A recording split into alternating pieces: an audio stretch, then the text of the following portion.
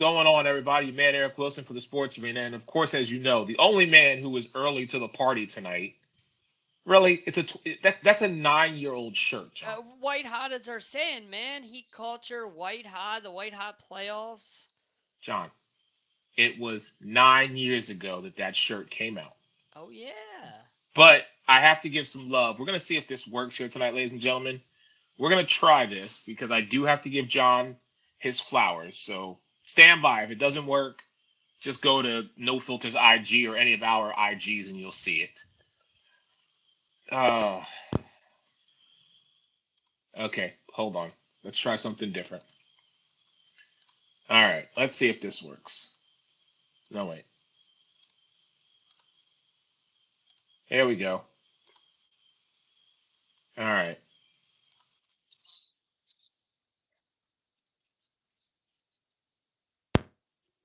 Nope, it ain't playing, but I sure do look good. I know everything I was saying. Did you see it? Did you hear it? Oh, I watched it like 10 times today. I got on IG and I'm like, oh, wait, what is this? And then the comments were just lighting you and your Sixers on fire. And of course, they were all loving me. The one guy was like, I love this guy. And somebody called me the GOAT. And you were getting What? crushed. Yeah. Like the comment section loved me. And they said you were a bum. All kinds of things getting crushed, and I was getting all kinds of love. So You see how much I pay attention to the comments because this is the first I'm hearing about these comments. And as far as I'm concerned, that's exactly what they are. Everybody's entitled to their opinion. They can jump on your bandwagon right now, John Shear. They can jump on your back and they can ride with you because your Miami Heat are doing what a lot of people did not think was possible. But, hey, at this moment in time, I'm not a fan of what you have going on, but I at least have to respect what you have going on with the Miami Heat. hey man, look, there he is finally. The guy that said we don't have the shooters to keep up with Boston. He's finally here. I've been waiting for this. I've been waiting for this. Like I just got on. Like if you gonna talk about me, at least say what I said correctly. I know I ain't said that because Yeah, Miami you got a said ton we of ain't got shooters. the shooters to keep up with That's Boston. not what I said. That's not what I said. Not what I said at all. What did you say? Go ahead, please enlighten me. Listen, I'll tell you this much. It probably was something along the lines. They don't have enough. They don't have enough firepower, enough scoring, whatever. Shooting is not Miami's problem, right? But do your thing, man. You supposed to just go all in tonight, as you should, sir. As Hey, you look, should. just to quote the late great Kobe Bryant, job's not done. Series is not over. See, stop. That's not the We haven't quote. won The 4 quote games yet. is job's not finished. If you're going to Job's not quote blah, blah, the blah, Black blah, Mamba, blah, blah. then do it correctly. Job's not finished. Job's not done. We haven't won Finished. 4 games. Job's not finished. Even when we win the 4th game, because inevitably it's going to happen. I mean, no team's ever come back from 3-0. Then the Lakers were probably going to lose, I assume, at some point. Be the Nuggets. I mean, the Nuggets got to keep up with the three-point shooting of the Miami Heat. That's been hard for every team to do, is the Heat just keep coming at you with threes. Kind of like Golden State. They got all these long defenders, these guys that can shoot threes like you like to talk about, Ray. And Miami's got a lot of that, and it's really hard because they wear you down by three. And then Jimmy drives inside, and then, he gets like an and one, and it's like, at some point, man, they just wear you down. As you saw at Boston, they break the spirit. It broke Boston's spirit. Like, they gave up in game 3. After game 2, they looked defeated. They didn't look like themselves. And it was evident. I mean, you saw Tatum in the crowd just like, and their coach looks over, like, in over his head as far as the bright lights. I'm not saying he's a bad coach, but as far as this far into his career, getting to the Eastern Conference Finals, I think he's getting out coached, and I think the lights are too bright for him right now. But I think he's going to be fine. This is the same man. He's not on the hot seat. This is the same man who admitted he'd lost the locker room. How do you admit in the middle of the Eastern Conference Finals that you have lost the locker room? How do you just blatantly just? I mean, it's one thing to take accountability after, but you still have an improbable chance. Yeah, I think that's one of those frustration things, right? Like obviously the same thing we as fans see, we as analysts see, anybody with two eyes watching just looked like Boston wasn't there, didn't want to be there. You're down 2-0, you're on the road, but like everybody always talk about that sense of urgency. There was never a point in the game where it felt like there was this sense of urgency, like beyond the first quarter. So, as a coach, like he's frustrated. And I think that's one of those things where it's like, don't hit send. Maybe he wish he could take that back. But I get where he was coming from. It's like, okay, well, it's got to be me, right? Like, these are the same guys that was in the NBA Finals last year. So maybe it's something I'm not doing right. Like he's trying to take ownership, trying to take accountability. It may come back to bite him. Uh, you know, I don't know. Look, if I'm Ume Adoku, this is what I'm doing all day long. Yeah, well, here's the thing though. Boston has now, in the past 5, 6 years, been in the Eastern Conference Finals with three different coaches, right? Um, they are they're the one team you could look at and say, how much does coaching really matter in that situation, right? Three different coaches, right? Brad got him there. They said he was Yeah. a problem. He got out of there. Dope could get him there. Then he get him to a finals. He out of there. First year, brand new head coach, same results.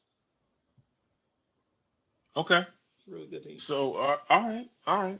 So let me welcome in the sports reporter without pay, Ray Lynn, and of course my man Forks Up, ASU.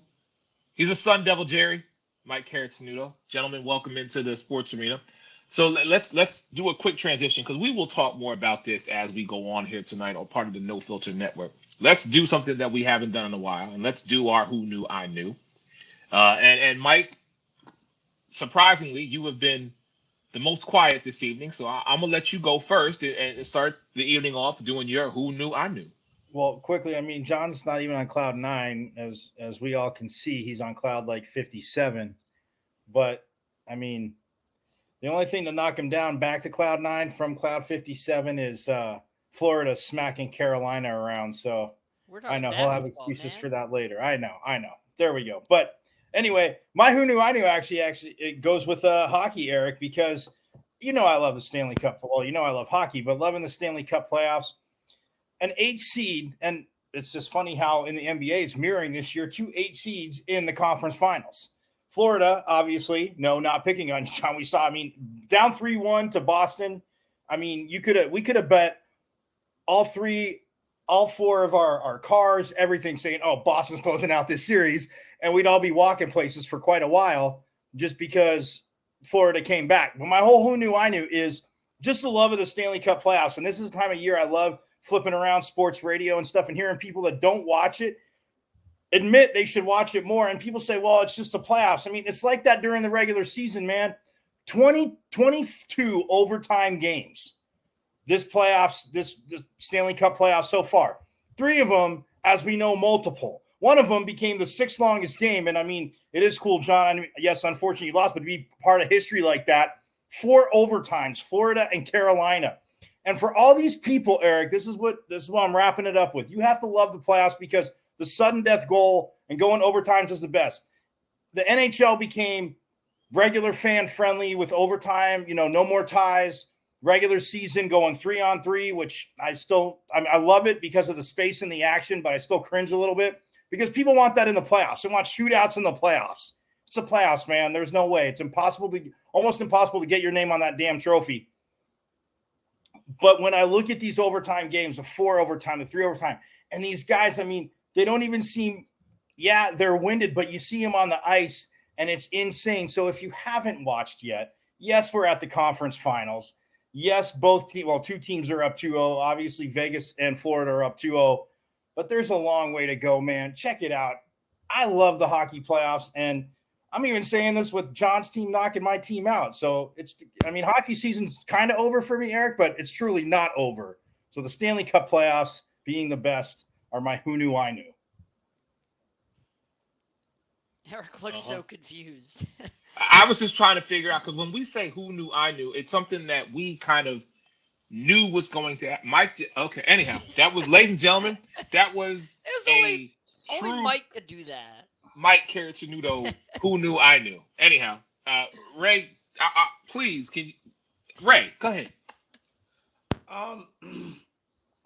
Take a little trip with me, man, if y'all will. Sure. Most valuable player, LeBron James. Rookie of the year, Kyrie Irving. Defensive player of the year, Tyson Chandler. Most improved player, Ryan Anderson. Sixth man of the year, James Harden. Number 2 on the charts, Carly J. Repson. Is that am I saying that right? Call Me Maybe. Y'all know that song? I Just Met Yes. You. This is crazy. What am I talking about? I'm talking about 2012. NBA champions was the Miami Heat. LeBron was finals MVP. 2012. That's 13 years ago. What's 11. significant about 11 13 years ago? 11 years 11 years ago. Am I saying my math wrong? 11 years ago. 2012. 11 years ago. It's a very long time. OKC, the big three was still together, losing in the NBA Finals in 2012. What's significant about 2012, Eric? It is the last time that a team coached by Doc Rivers made it past the second round. Who knew? I knew that Philly wasn't going to make it past the second round. I knew, Eric. Not take a shot at your Philadelphia 76ers. But when Doc Rivers is your head coach, the second round, that's about it. Who knew? I knew. Who should have known? Everybody should have known. 2012. I got a son that's 12 years old. He's in puberty now. He wasn't born. Like, that's how long it's been.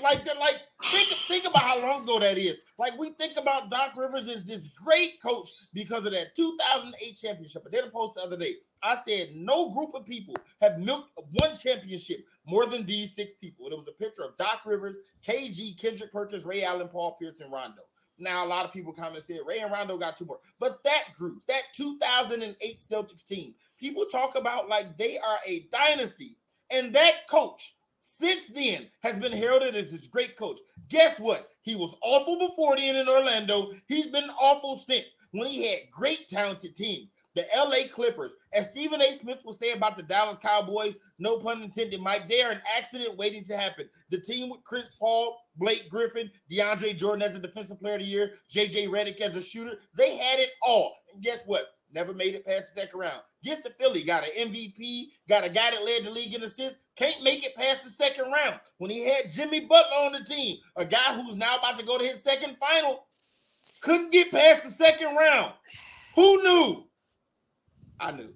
Right. Can I ask you a quick question real quick? On No, you cannot. About Doc. Hold on. No. It's not about Doc. It's just about Doc. It's about Doc. No. Now, we all know only one team obviously is going to win it. But, like, so you're saying had Doc, in your eyes, and a lot of people agree with you, what you're saying. I mean, they're facts. It's not past the second round. It's a fact. But had he got to, say, maybe 2 or 3 more conference championships and, say, 1 NBA finals, do you view him in a different light? If my auntie had a penis, she'd be my uncle. I get that, but I'm saying, do you view him in a different light? Yeah, that's what I'm saying. Like if like I'm viewing him based off the results, the same way I view Chris Paul, which is a whole nother conversation, right? But I like we all have our favorites in sports. I have my favorites. I have my guys that like when they fail, it's like I told you. But like Doc Rivers he's not a person that I sit back and wait on to fail. But the facts are the facts. It's been a decade since he coached past the second round, right? Other guys have come in, man. Steve Kerr's come in and done what he's done. Like Nick Nurse has won a championship. Budenholzer has won. Eric Spoelstra with less talented teams, right? Like, so Spoelstra's been, what, 7 conference finals? 7, yeah. He's been to 7. He went last year. He went this year. He went 2020. He went 4 with LeBron. Yeah. He's been to 7. Yeah, 7, right? and Doc Rivers, again, he's had the talent. He's had the point guard, the purest point guard of this era, so to speak, right? With talented guys, man. Lob City. Now he got an MVP. This man had the league leading scorer and the league leading assist guy, a prime defender, right? He had shooters. He had a spark plug in Maxey. He had length. He had a 3-2 lead. They had it all, right? Philly had it all. All right. We Sorry, didn't get Eric. it. Sorry. No. Listen, I'm gonna sit here and take it. But it ain't. No. Hold on. Listen. Be fair. It's not about Philly. Doc this Rivers is about Doc Rivers Philly's because he coach. did it in LA too. Right? I know. But as my former coach, He is now the former coach of my team. So I have to sit here and take because I was the guy a couple years ago. Hold on a minute. I was the guy in Indiana. I looked John Shear in his eyes, in the camera, and I said John's favorite 2 words that he loves to hear come out my mouth. And I was wrong then. So I have to sit here and take all of this, and I'm going to sit here and take it. But I'm going to give you my who knew I knew before I let John have his moment. So really quick, here's my who knew I knew. And we're going to talk about the league after John finishes his who knew I knew. But I want y'all to ride with me for a minute now. 3 years ago, when the bubble happened, there was a whole entire league that was brought to Bradenton, Florida. That was the WNBA. And in that time, I was blessed to be a part of meeting, not physically, of course, because of the bubble, but being introduced to the soon-to-be 2021 WNBA World Champion Chicago Sky. Now, what has transpired over the last 2 seasons? Well, they won in 2021. Last year, they made it to the semifinals, if you will, and then ultimately losing to Connecticut. And so then what happens? Well, the Vanderquigs both leave. Candace Parker goes to Vegas. Azure Stevens goes to Los Angeles. And other pieces of the Chicago Sky fall apart, if you will. I won't say fall apart. They just transition, because that's what happens. It's a business. But who's left? Kalia Copper. KFC. If y'all know what it is, look it up. And I'm not talking about the chicken. Who knew that she was going to step into a leadership role and truly become the face of this organization? I knew. Because Kalia Copper is not just someone who sits idly by and waits for things to happen. No, Kalia makes things happen. She was very prominent in the recruiting of Courtney Williams, also getting an Isabel Harrison, also getting Marina Mabry.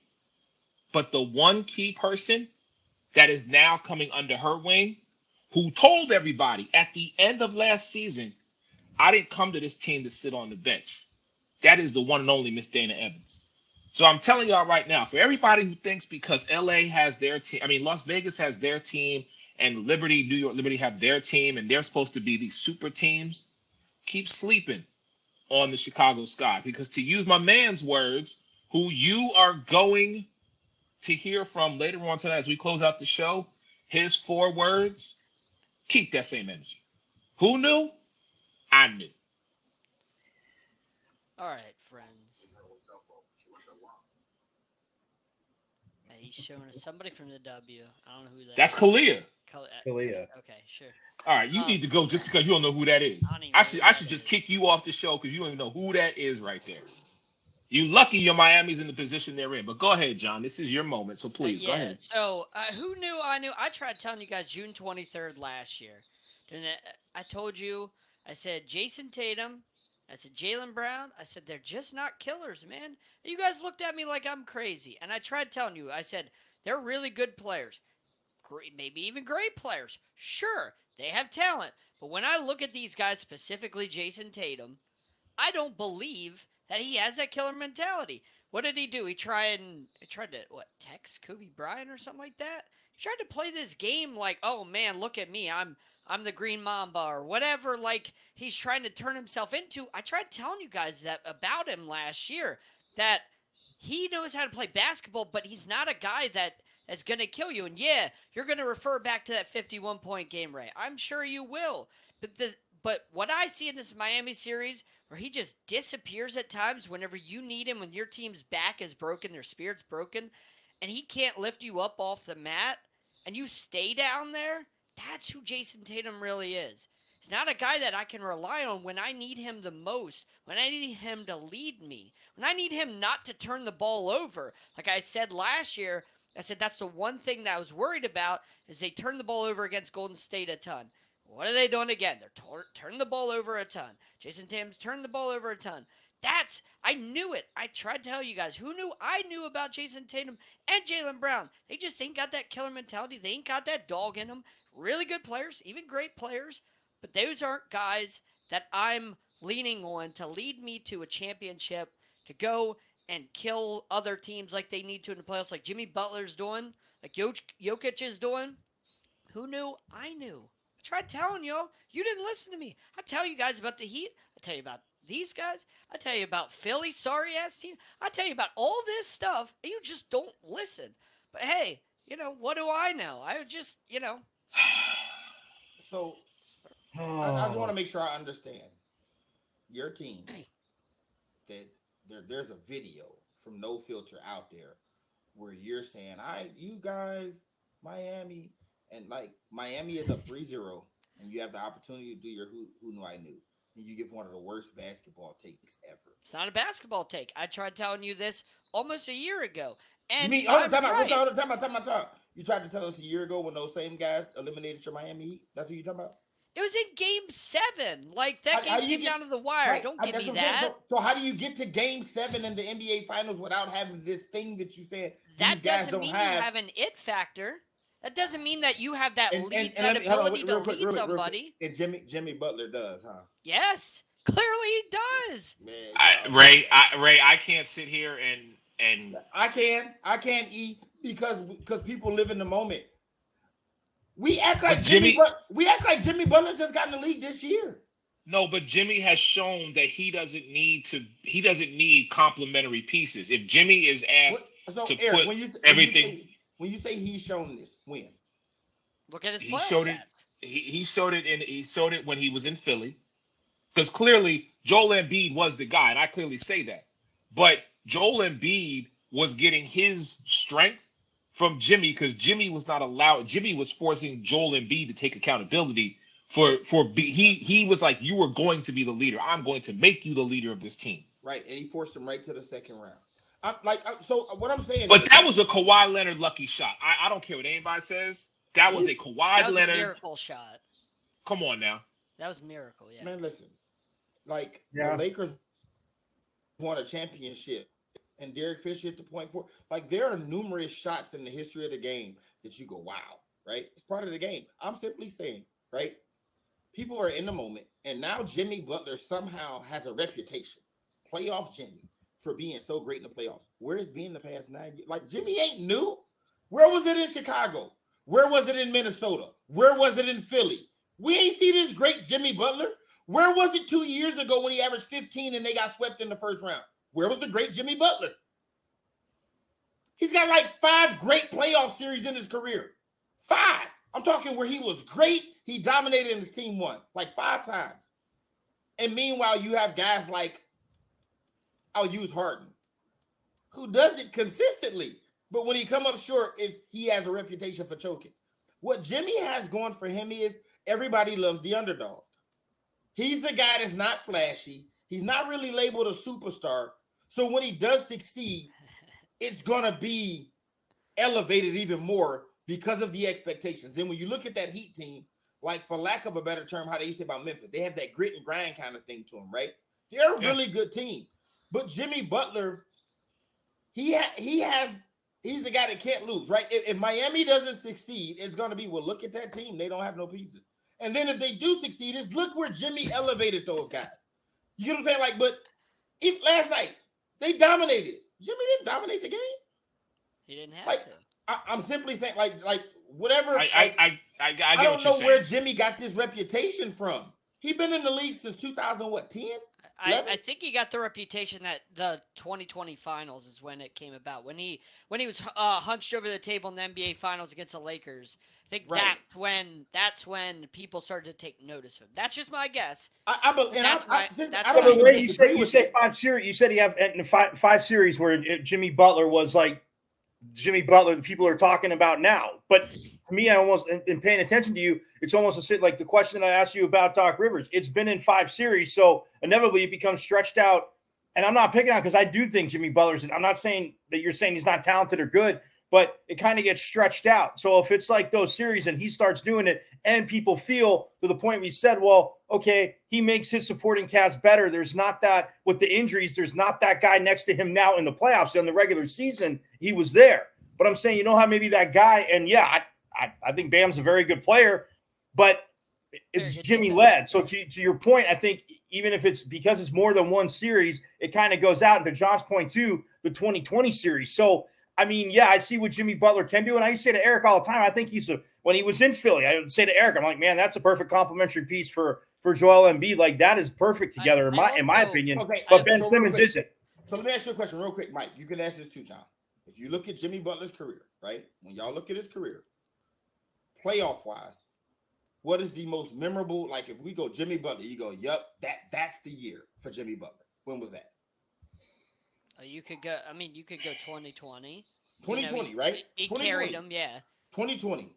In 2020 in the playoffs, Jimmy Butler averaged 22.6 rebounds and 6 assists. You know what that's called for LeBron, an off night. You get what I'm saying? Like, but because they were winning. So you're comparing him to the first or second greatest player of all time. I'm comparing him to greatness because that's what we're trying to. That's the label we're giving him, right? So if we're gonna call him great, then we got to hold him to the standard of being great, right? Again, just LeBron. LeBron can average 30, 11, and 8 in the finals and lose, and they go, oh, he didn't show up. Jimmy averages 22, 6, and 6. His team makes the finals, and he's great. But LeBron's also compared to Michael Jordan every single thing he does in life. And he's the only one in basketball, I think, that's compared every single thing he does in life to Michael Jordan. I don't think there's anybody else that has that comparison. So let's look at the era he's playing in. Jimmy Butler, the era he's playing in, right? James Harden. We don't have to use LeBron. James Harden can go in the series and average 28, 8, and 7. And they'll say he didn't show up. Right? Steph Curry averaged 26, 6, and 5 in the finals, and his team won. And they said he didn't do enough. That's what they said in the 2015 finals. Jimmy Butler averaged 22, 6, and 6, and everybody said it was the greatest playoff run ever. I'm simply saying the standards are very low, right? And when your standards are that low, like to me, Jimmy Butler was better in the playoffs last year than he was in 2020. He was amazing last year. He was amazing last year. Yeah. Like last year, I was like, yo, I owe this guy in a pop. But nobody talks about the year before that. You know why? Because Jimmy Butler don't get held to the same. Well, they got swept. They got swept. And he averaged 15, shooting 29% from the field. Yeah. Let Steph Curry average 15, shooting 29%. Let Kevin Durant, let Devin Booker, let James Harden, let Embiid. Any of those guys have that kind of series. It's going to be front page news. When Jimmy did it, it just flew under the radar. Nothing happened. And he came back next year, was great. And playoff Jimmy's a thing. But I also think about Jimmy Butler is his early career, he had a lot of maturing to do.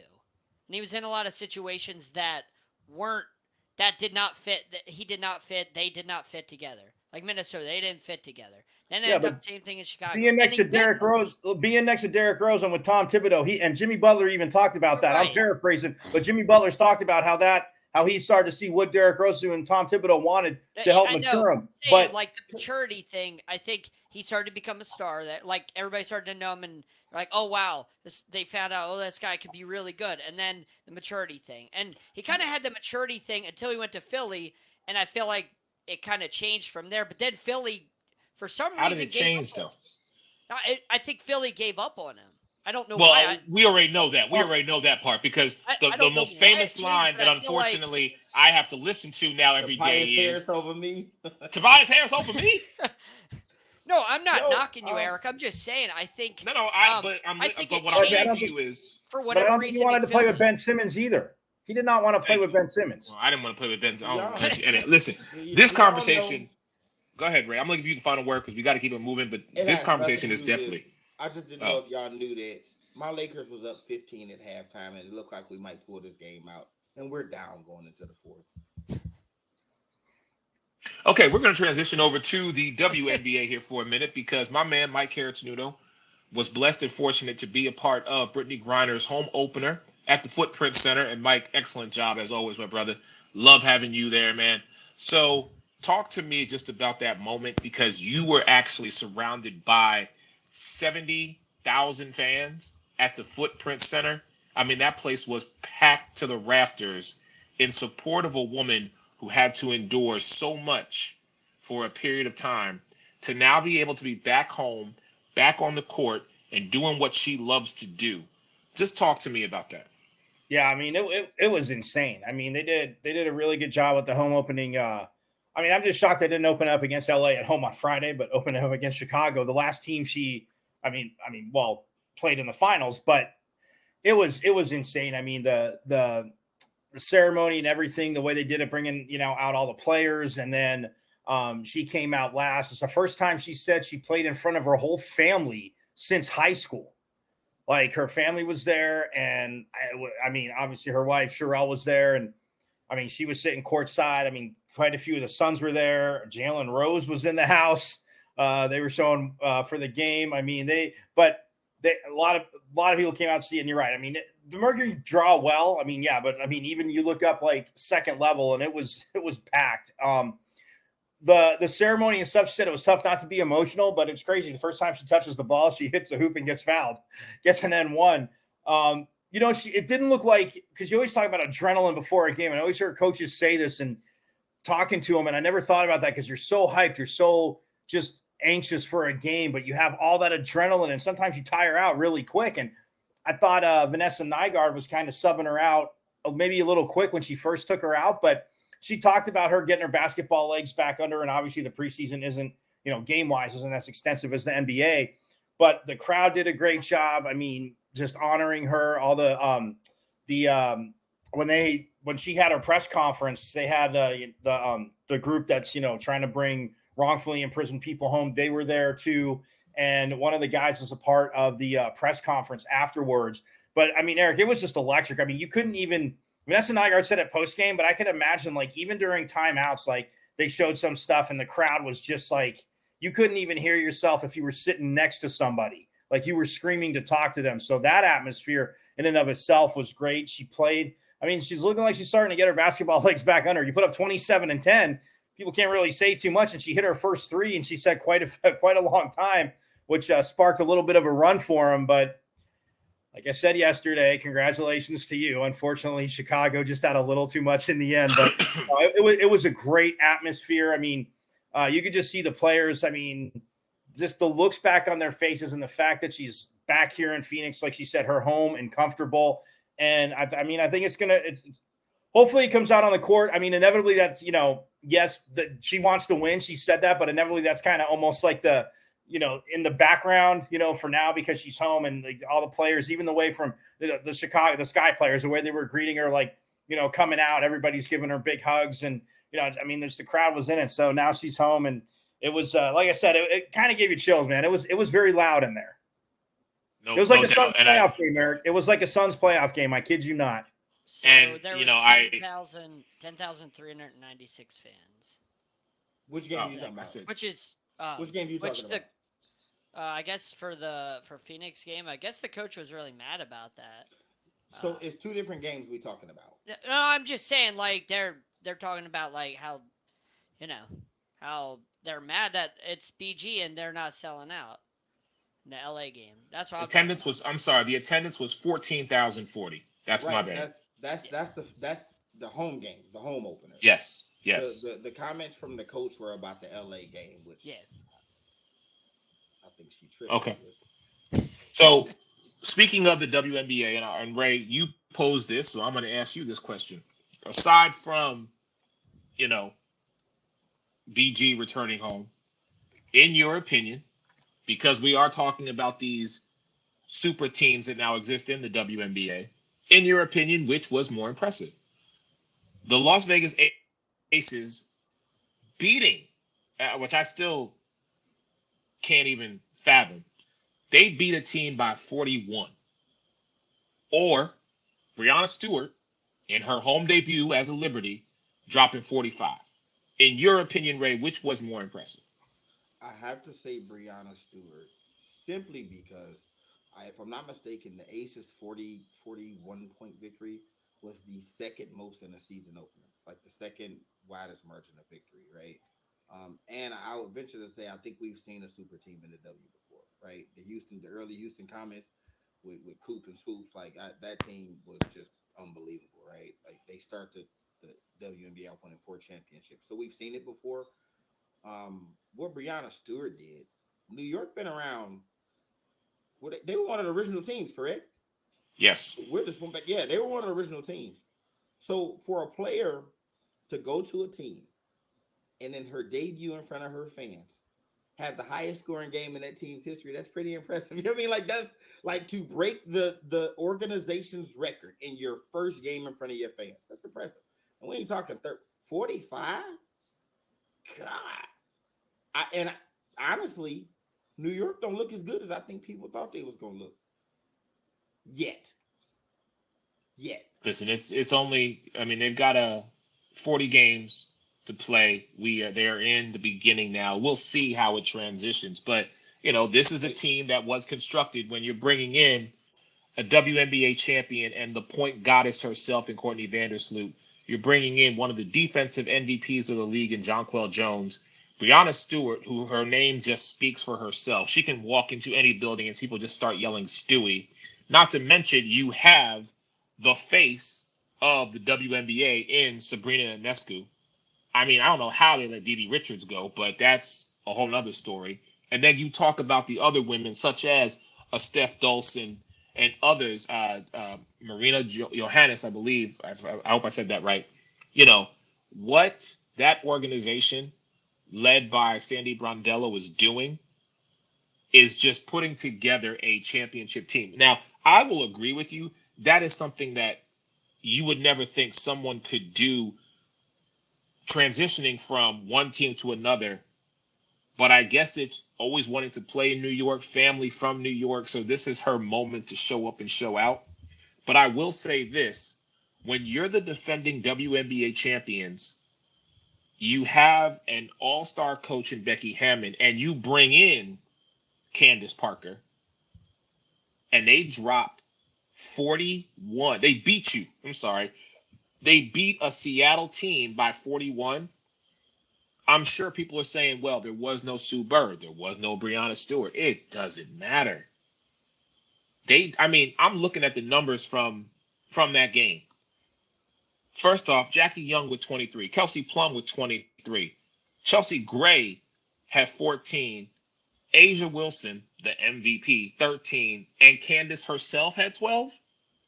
I mean, if that doesn't speak to what this team, again, led by Becky Hammon, is going to look like this year, everybody has been served notice. Like, so you was talking about all the additions New York made, like, and New York is loaded for all intents and purposes, right? Right. But when I say Asia Wilson, Kelsey Plum, Candace Parker, Jonquel Jones, it sounds like I'm naming the Las Vegas Aces, right? Everybody but Jonquel. You are naming the Las Vegas Aces. Yeah, Jonquel is on the Liberty. Not Jonquel. Yeah, she went to Liberty, right? I'm sitting here and I'm looking like when your entire starting lineup just about was on all WNBA last year. Like, it's almost unfair, man. It's unfair. But I can say, okay, but when I look at New York, I can say the same thing because Jonquel Jones, Courtney Vandersloot, Sabrina Ionescu, Breonna Stewart. People don't know Benijah Laney yet unless you are a fan of the W, but Benijah had an injury last year which sidelined her. But these same 4 out of the 5 women who I mentioned are also a part of the all WNBA team. It's set. Listen, there are 4 matchups this year between those 2 teams that are primetime matchups. We are going to see who's got it in them. For this moment, though, I am saying the cast of those 5, Asia, Kelsey, Chelsea, Jackie, Candace, led by Becky Hammon, they just got something there that is just going to just seriously. You're walking into an arena with a target because you know you are the hunted, not the hunter.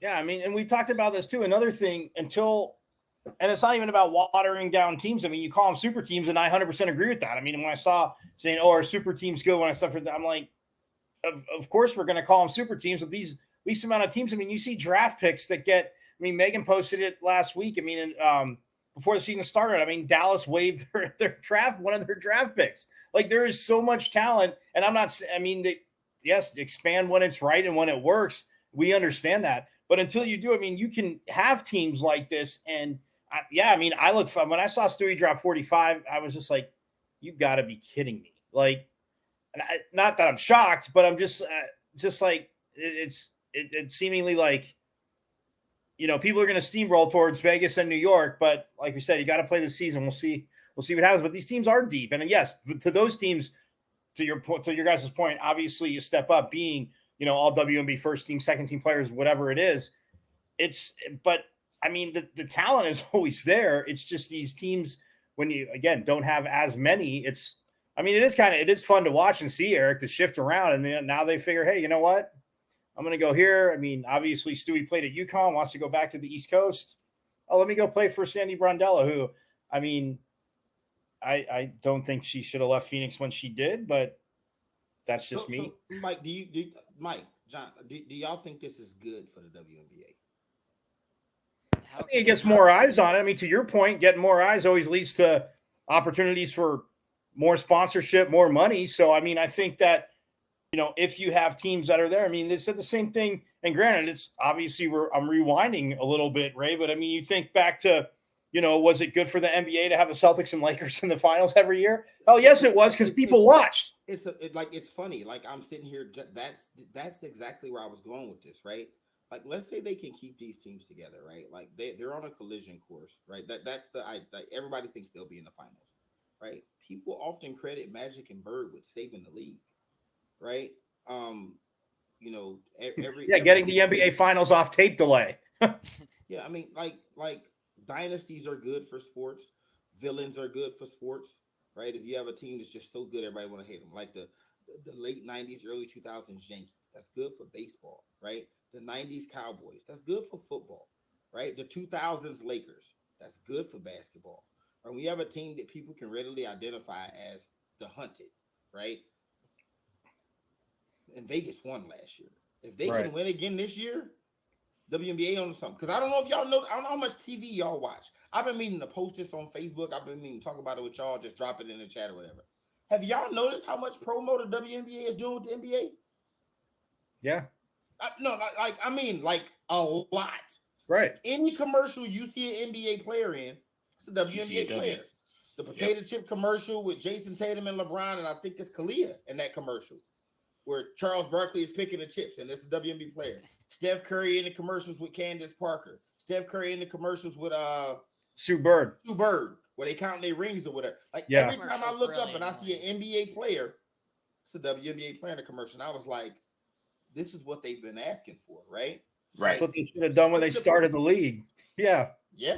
I mean, good for them, man.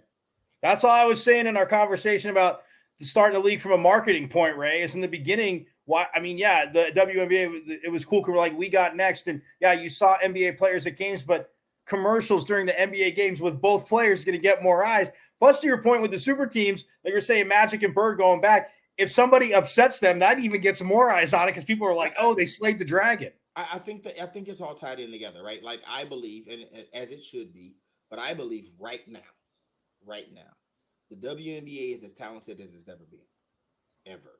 Yeah. Like the talent level in the league is as high as it has ever been, and it's going to get even more next year. Absolutely, absolutely, right? Like when with the likes of but to your point, like 27 years in.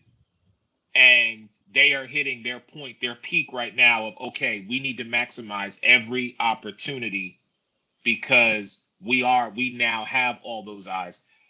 So that leads me to another question really quickly. I do want to get back to the NBA, especially with the playoffs going on. But so let's take it back for a second. 27 years in, the WNBA is let's just say on the map. They've been on the map, but they on the map right now. Okay? Do they expand within the next 2 seasons? Because sometimes expansion may not really give you that what you're really looking for. Because right now they're at a point where could they roll the dice, no pun intended, and expand to different markets? Or do they build upon this and maybe go another 3 years to ensure that they have the contracts in place, the right people in the right positions, the right players before they decide to tap into another market, say a Philadelphia, or maybe even a San Francisco, or hell, even go back to a San Antonio. You know what I'm saying? Like, what in your opinion? Well, I think expansion would actually work now. And I was just going to say to you guys that you can almost kick it back to college now, because with the NIL and a lot of these players, I mean, are talking about, I mean, Leah Boston was talking on Sports Center how she, from her NIL actually made more money last year than she is on her first year contract right now. But how that helps expansion, Eric, is now that these players become brands. Well, if the league does expand, and I'm with you, like, I think obviously having it in a place where there's already an NBA team is good, but I think you need to look at markets also where there's not an NBA team, because I mean, when I think like Connecticut, obviously there's no NBA team there. I mean, I know the college, and on the women's side, the college has been the WNBA team, but I think with the NIL and that going forward, I think, again, you're not going to put 4 more teams in, but even if like you expand with 2, and then I like what you said. If you wait 3 more years and it's there, maybe if there's cities that have interest, you can go to 2 more. But yeah, I think that expanding now as you're getting hotter, because I think waiting, it's just kind of, people are like, well, everybody understands the money side of it, understanding you need money, but I think you do it now when you're hot. And I think the NIL with college, again, I know it's individual sponsorship for these players, but it'll get companies could be going towards teams and striking deals. And they might not be the hugest, but it's still more revenue coming in, which helps. And I think it helps grow the sport even more. All right, John, what do you think? Yeah, I mean, I always, I think they definitely need to expand. You need to tap into other markets. You need to. I think it's stupid whenever they're just like, hey, I'm cutting like draft picks and stuff. It's because you don't have enough room for all these players. And if you expand, then these players are going to be on other rosters. Like, there's so many talented players that aren't playing because there's only so many roster spots on 12 teams. Like, you got to expand. You got to start. You also got to do. I always felt like baseball does it wrong. You got to be able to market your stars. Like, baseball does not know how to market their stars. WNBA, yeah, you've got talented players, but if you don't know how to market your stars, it doesn't matter how talented they are. You have to be able to market them. And so we'll see if they market them right, but that's always key for me, is being able to market your people. NBA and NFL do an amazing job at marketing their stars. NHL does not do a good job. Neither does MLB. That's why they're lower, and that's why NBA and NFL are up at the top, is because they know how to market their people. So that's just me. Ray, what do you think? John just jumped right in. I mean, he literally hopped into my mind, right clicked and went into my archives. I I think expansion won't matter, and I'll tell you what the WNBA is missing. They're missing a person. They're missing the person, right? There's not a single player that you can look back over the last 20 years, right? If you go the first 5 or 6 years, it was clearly Cynthia Cooper. Then maybe 2 years after that, Cheryl Swoops, right?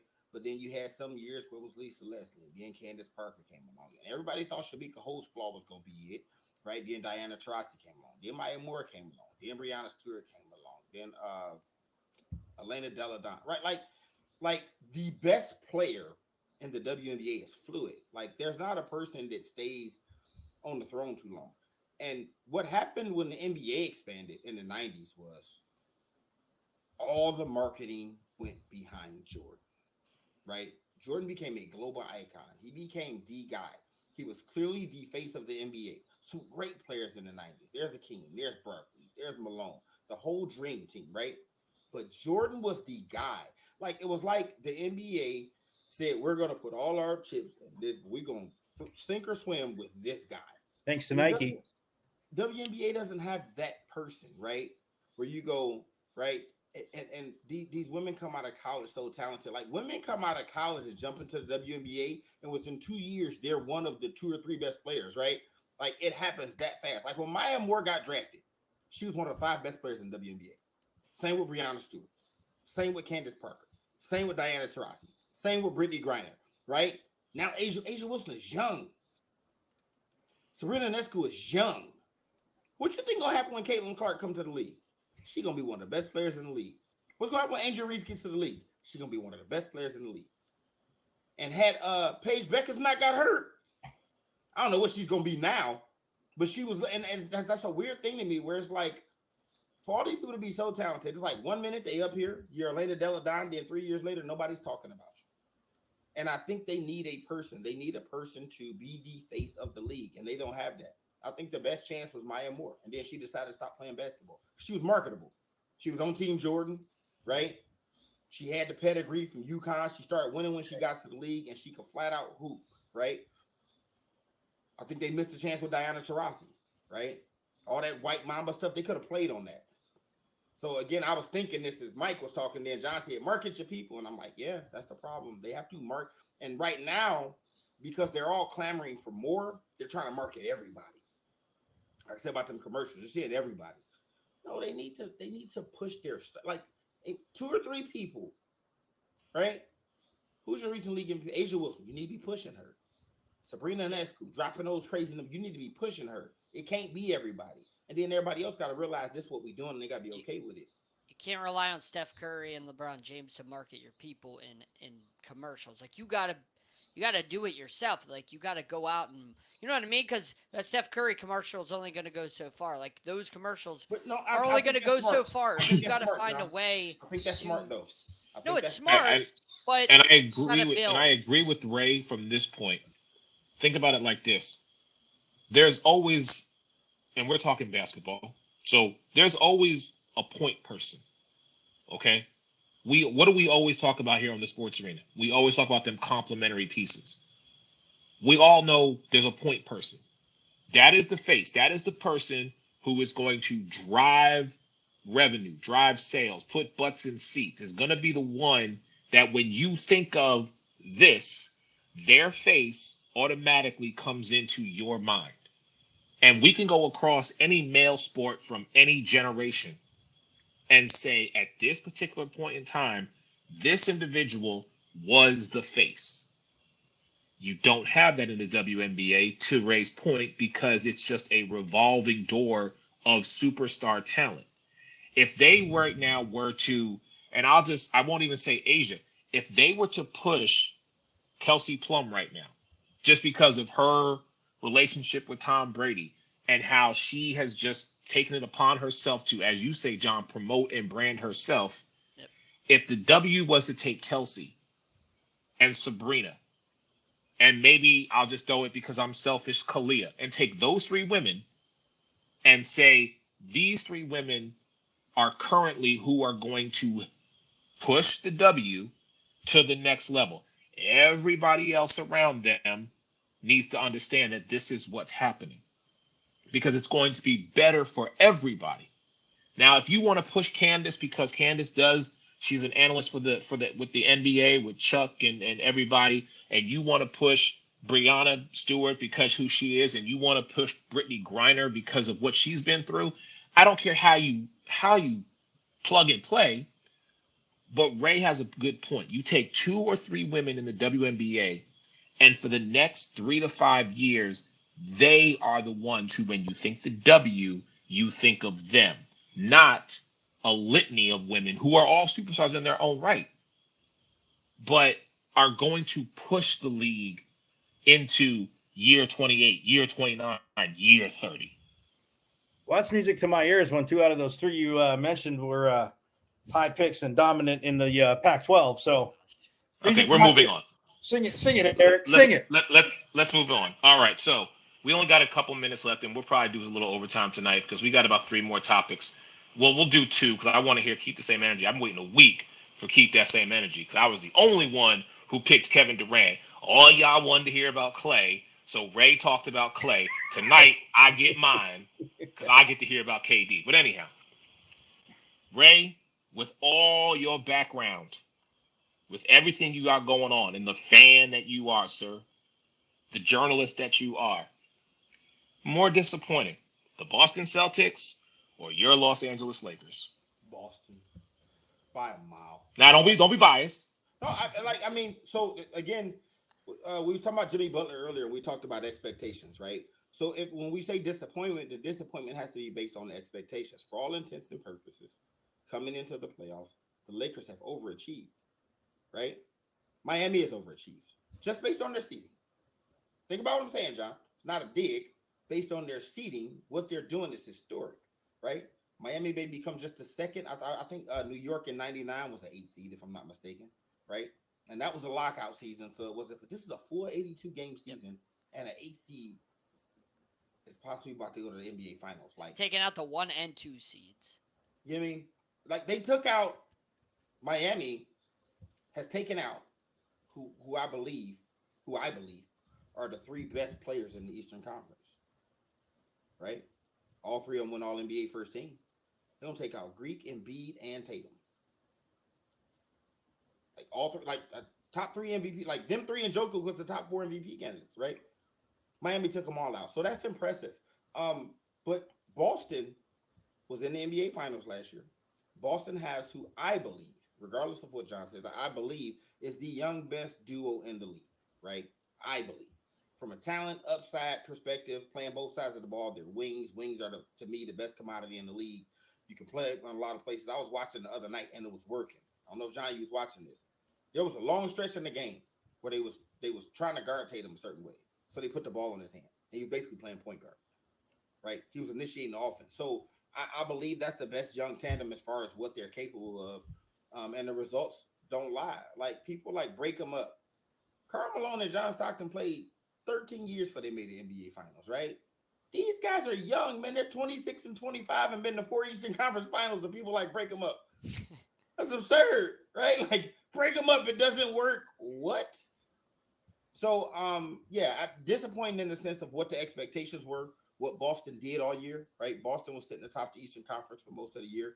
And it's not just because they're losing, right? Like, because I told people Miami's not a normal 8 seed. Miami, again, just beat Greek and Embiid, right? And they've been to 3 out of 3 Eastern Conferences in the last 4 years. It's not a regular 8 seed, but at the same time, you getting dog walked, right? The Lakers been awful all year. Been awful all year until the playoffs. It's embarrassing the way we losing, but you asked me if the 2, right? Because the Lakers been in every single game, like this one right here. It's a 3-point game with 4 minutes and 30 seconds left. Boston over there getting mollywopped. So how they're losing, who they're losing to, a team without their number 2, right? No Tyler Hero. And then you say Tyler Hero's out, Oladipo gonna get some minutes. Don't forget they lost Depot too. That was a big loss. To them, to Depot Miami, is only a big loss. Depot is only a big loss because Tyler Hero was out already. Right, and to Miami, I mean, he matters to them. Some of the things that they do, he matters to them, especially losing Hero, right? And also, like, he's the heart and soul of that team. You may think Jimmy is, but actually, they love Depot. Like, when Depot went out, they were broken. Like, he means a lot to that locker room. All right, John. Who's more disappointed, Lakers or Celtics? Yeah, of course it's got to be the Celtics. I think the Lakers just ran out of gas. Like, I think that they just, I mean, LeBron's, obviously we've seen his age. We know AD has history of, like, injuries and stuff like that. I think that they just ran out of gas, and I think they ran into a brick wall in Jokic and the Nuggets, a team that's just better. And that combination, you see they're down 3-0. And down by 5 points right now. The Celtics, you can't be as high of a seed as the Celtics are, and be in the finals last year. What you said, Ray? You said 4th Eastern Conference Finals. This duo has been in together. You can't have done all of this. You just beat the Heat last year in Game 7 in Miami.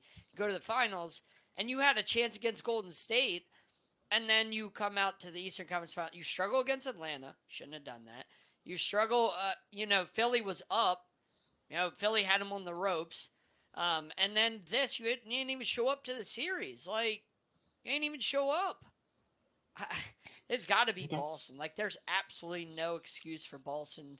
With the rich history of Boston sports and what they've done this year and what the Bruins did. Like, typically whenever you see the same city all doing well together, like with Philly, everybody's doing well all at the same time. It's like everybody feeds off of each other.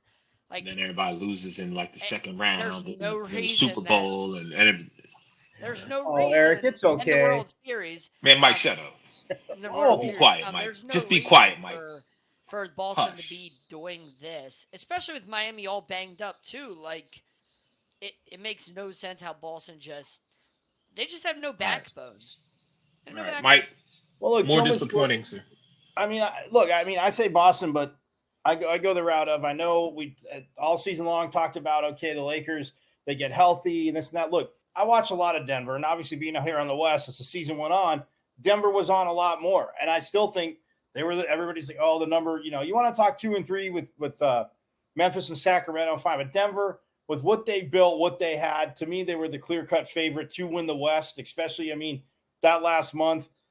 The last month of the season kind of putting the exclamation point on it. No doubt they were going to be the number 1 seed, but it is Boston because, Joe Mazzulla takes over, and, some of his press conference tactics, it's almost like he kind of busts the team after game, I think it was 1. I want to say after game 1. He answered the question very coyly, like saying, well, the preparation was there, and basically saying everything about the preparation was there, and our guys, were there, and they didn't, basically saying they didn't execute.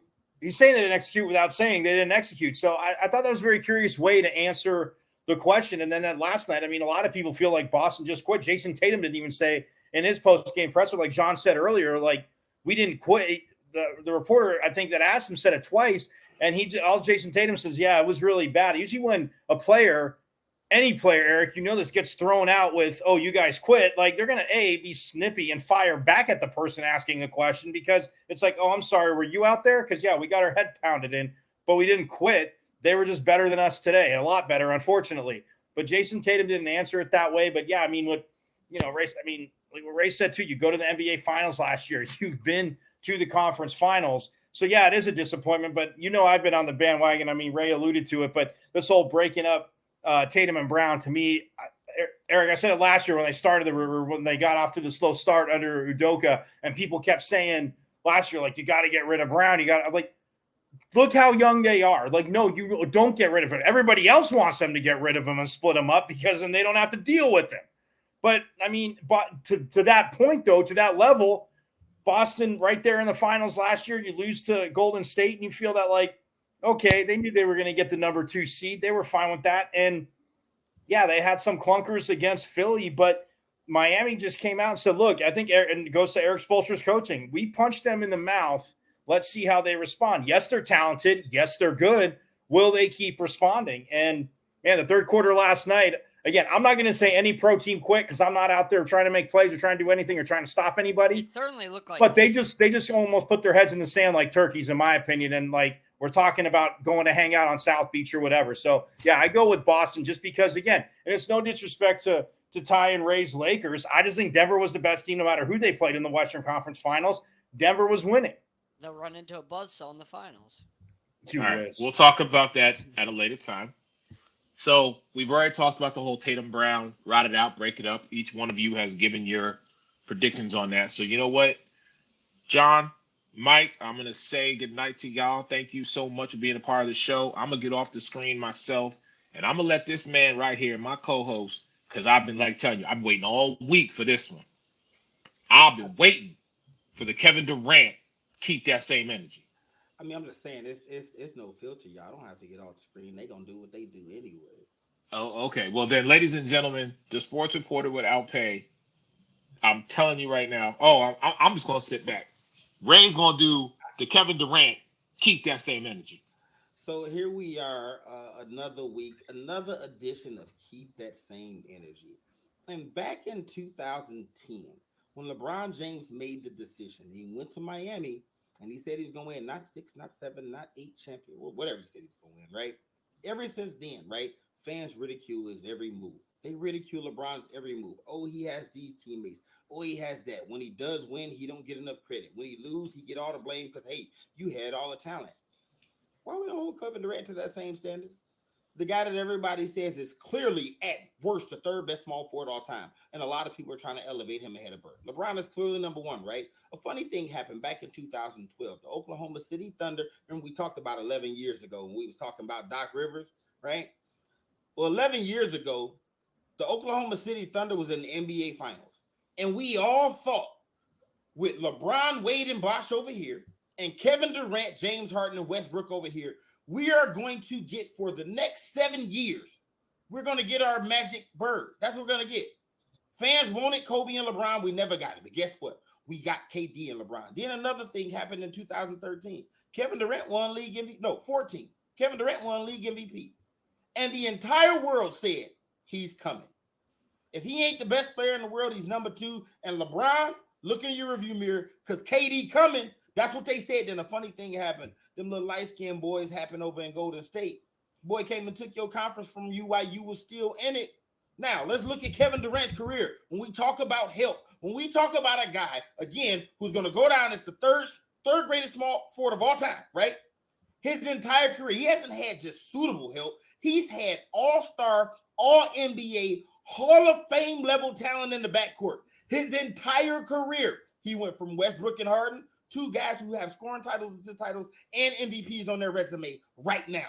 Then he had Steph Curry and Klay Thompson. Then he left there. He had Kyrie. He had James Harden. Then he had just James Harden. Then he went with Chris Paul and Devin Booker. And guess what? Ain't got a whole lot to show for it. Why we don't hold Kevin Durant to that same standard? Everywhere he goes, it's proven. He's not the guy that y'all want him to be. Y'all been wanting Kevin Durant to be the best player in the NBA since 2014, and it ain't happened yet. He don't have that thing, man. He don't have that, like, his heart pump Kool-Aid. He don't have that it factor. He's not a leader. He don't have killer instinct. He don't have whatever it takes to get your team over the top. For all those people that wanted to say, man, if he were a shoe size smaller, Brooklyn would have, what happened the next year? Nothing. What happened the year after that? Nothing. What happened before Golden State? Nothing. Like Kevin Durant, his success, like the thing that puts you over the top, the thing that makes you great. You got to win NBA championships, right? Steph Curry, he went and joined Steph Curry in the 73-9 Golden State Warriors, won the 2 easiest championships any superstar will ever see, right? And people say, oh, Golden State need him. I'm sorry, they won in 15 without him. They won again in 22 without him. Kevin Durant has done nothing before Golden State, hasn't done anything since Golden State. If this was LeBron James and he had all this talent, we would be talking crazy. If this was Kobe, if this was whatever, it's Kevin Durant. All that talent. Again, Westbrook, Harden, Steph, Klay, Kyrie, Harden, Chris Paul, Devin Booker. 2 championships so forth. Keep the same energy. Keep the same energy. Ladies and gentlemen, that's going to do it for us here tonight on the Sports Arena, part of the No Filter Network. Thank y'all so much for tuning in. For my co-host, keep that same energy. Sports Reporter without pay, Ray Lynn. Blue Hawk 13, John Shear. And ASU Forks Up Sun Devils own Mr. Mike Carrot-Snudo. We will see y'all back on June 5th. Happy Memorial Day, because we will not see you next Monday. But peace, and we are out. Hey,